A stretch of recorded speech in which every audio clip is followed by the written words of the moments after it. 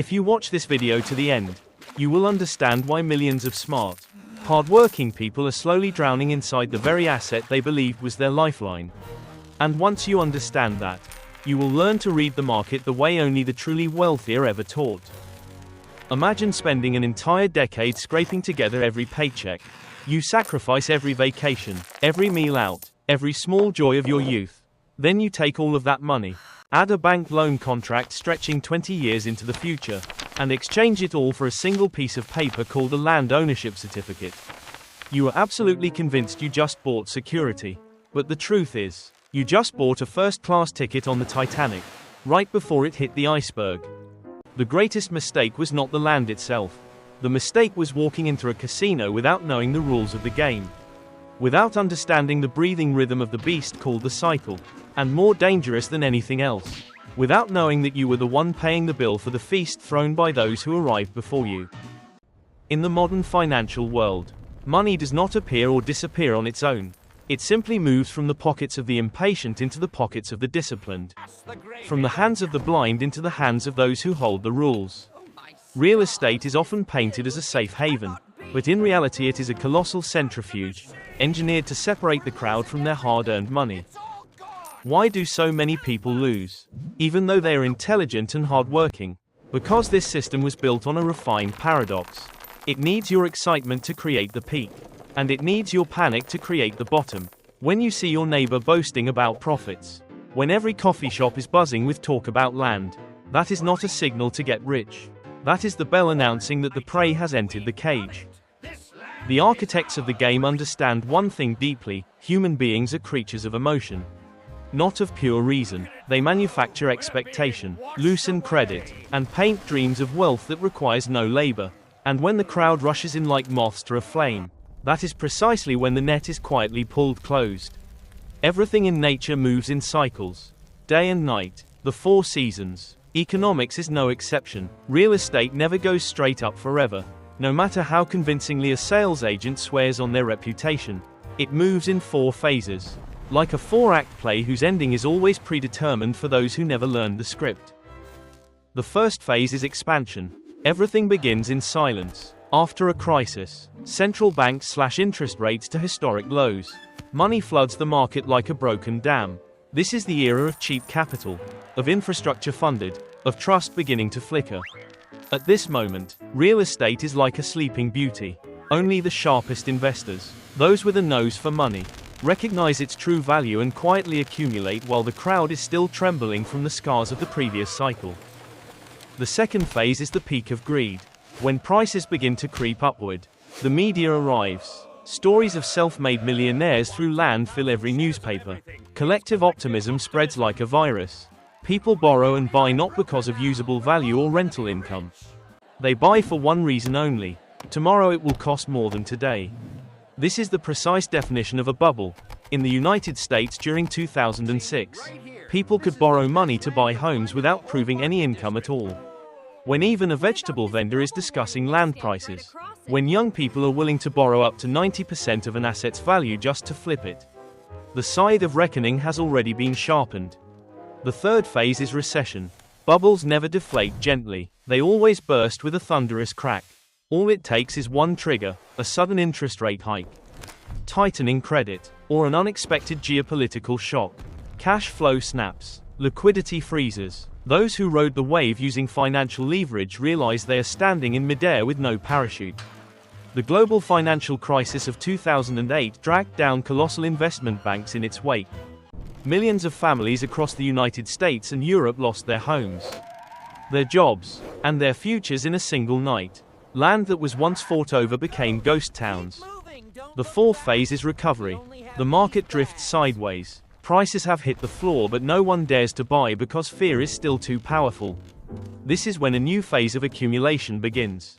Value investors quietly appear, picking up quality assets at liquidation prices. The cycle prepares to repeat itself, and history prepares once again to forget its own hard-won lessons.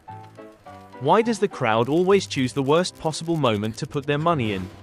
The answer lies in a psychological mechanism hardwired into the human brain. In nature, following the herd helped our ancestors survive predators. But in finance, Following the herd is the fastest way to get eaten. When everyone around you is euphoric, the brain releases dopamine, pushing you to act before you get left behind. This is FOMO psychology, and those who designed the system exploit it without mercy. The real estate market at the peak of a cycle is a game of hot potato. The last buyer holds a bomb that has already been lit. You buy a plot of land on the outskirts at 5 times its real value, trusting that someone else will buy it back at 10 times. But the chain of greater fools does not last forever. When no one is willing to pay a higher price, the bomb explodes in your hands. Financial leverage is a trapdoor hidden beneath a bed of roses. Banks do not lend you money because they want you to become wealthy. They lend you money to turn you into a debt slave for decades. The math is simple. Borrow 80% to purchase real estate, and a mere 20% drop in price wipes out every dollar of your own capital. A 30% drop means you not only lose everything but owe money back to the bank on top of it. A person carrying a 20-year debt on their shoulders is the most manageable person in the system. They will not dare to quit their job, will not dare to speak out against injustice, will not dare to take risks. They become a perfect gear inside the industrial machine, working relentlessly to pay interest to those who own the banking system. Leverage is no longer merely a financial tool. It is a tool for social control. Robert Kiyosaki once said something that sent the crowd into an uproar. The house you live in is not an asset. It is a liability. The crowd screamed in protest. But the truth remains the truth.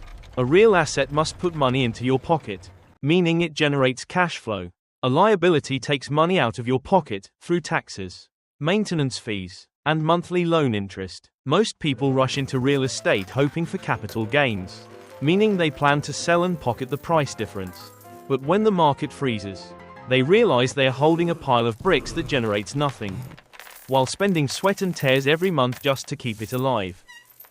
The ultra-wealthy never buy land just to wait for price appreciation. They buy golden geese, commercial real estate in major urban centers where rental income is enough to cover loan interest and still deliver profit even when property prices fall. Meanwhile, the crowd floods into subdivided land plots in remote areas that will still have no residents 10 years later. That is not investment. That is gambling with fragile hope. This script has been performed again and again, under different names, with the same underlying nature. Japan in the late 1980s. Property values in Tokyo grew so enormous that people joked the land surrounding the Imperial Palace alone was worth more than the entire state of California. The Japanese believed land prices could never fall, but when the Bank of Japan raised interest rates to curb inflation, the bubble burst. The lost decade stretched on and on, lasting to this very day. Property prices in many parts of Japan have still not returned to their peak from 30 years ago. Those who bought at the top spent their entire lives repaying debt on a depreciating asset. The subprime crisis of 2008 in the United States is the definitive example of a rotting system. Brokers were willing to lend money to people with no income at all, because they knew they would resell that debt to someone else. When the system collapsed, ordinary people lost their homes. But the executives on Wall Street still received multi-million-dollar bonuses funded by government bailout money. The system was not born to protect you. It was born to protect those who created it. In China, the story of Evergrande and the ghost cities stands as the most expensive warning of the decade. Millions of citizens paid deposits on apartments that were never completed. They became victims of a superheated growth cycle driven by corporate greed and the performance pressure of local governments. In 2026, Vietnam's real estate market is entering a new filtering cycle. Short-term speculative segments are losing momentum. Smart money is migrating toward assets with clear legal status, real infrastructure, and sustainable cash flow potential. But the same mistake is being repeated.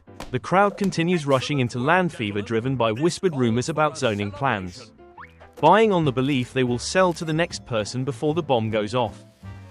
A particularly brutal local specialty is the trend of subdividing agricultural or remote land into small plots for sale. Speculative groups buy up land, breathe life into barren areas with grand promises of future infrastructure, then slice it into portions sized to fit the average buyer's budget. Individual investors get trapped because they look at the cheap unit price and forget entirely about liquidity and practical usable value. A plot of land that cannot be built on, cannot generate income, and has no existing residence is essentially an overpriced piece of paper. When the cycle turns and credit tightens, these plots become financial tumors, impossible to sell, impossible to develop, while loan interest quietly drains the life from their owners. The wealthy are not smarter than you. They simply operate from a different frame of reference. They buy when there is blood in the streets, when everyone is panic selling, when the media runs wall-to-wall coverage of market collapse. That is when the elite deploy their capital. They do not buy with emotion. They buy with mathematics. They control information, knowing in advance which zoning plans will be approved, which roads will be built, before the public hears a word of it. And they use other people's money wisely, borrowing to invest in assets that generate enough cash flow to cover the debt service entirely. To escape the matrix of the real estate cycle, you need entirely new weapons of thinking. Rule 1. Break the herd mentality. Train yourself to say no to euphoria. When someone tries to convince you this is a once-in-a-lifetime opportunity, ask yourself why they are generous enough to share it with you instead of taking it all for themselves. When an opportunity has become obvious to the entire crowd, it is no longer an opportunity. It has become a trap. Train yourself to observe the market when it is at its most quiet, when no one is talking about land, when real estate offices are closed, when cut-loss signs appear everywhere. That is the moment you should start looking at properties. Rule 2. Cash is oxygen. In every crisis, cash is king. The greatest mistake of the crowd is pouring all available capital into a fixed asset and hoping it appreciates. When the market freezes, they die of thirst sitting on top of a pile of gold with no liquidity. Always keep enough cash to survive at least 2 to 3 years without any income, and a reserve ready to deploy when the bottom appears. The person with cash at the bottom of the cycle holds the power of life and death over a deal. You do not need to be a skilled negotiator. You only need to be the one person with cash in a crowd desperately trying to sell in order to repay the bank. Rule 3. Invest in cash flow. Let the asset feed itself. Never buy real estate simply because you hope it will appreciate. That is speculation, not investment. Calculate this: if you cannot sell it for the next 10 years, how much money can it bring you each month?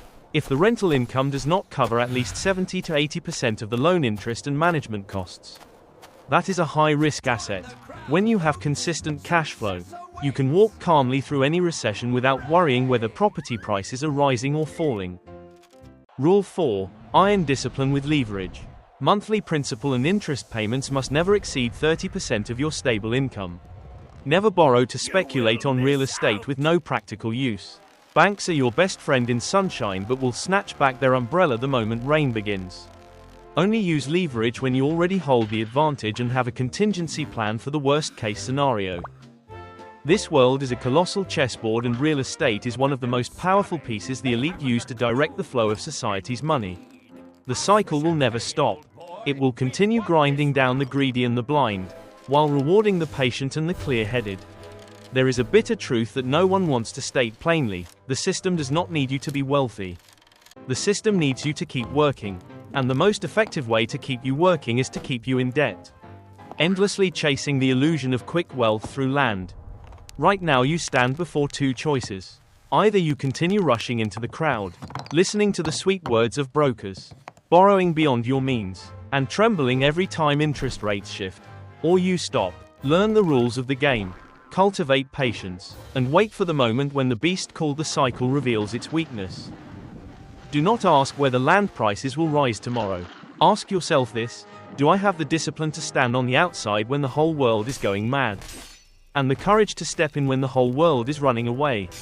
The answer to that question will determine whether you are the master of your own financial destiny, or forever just a sacrificial pawn in the game of those who hold the matrix.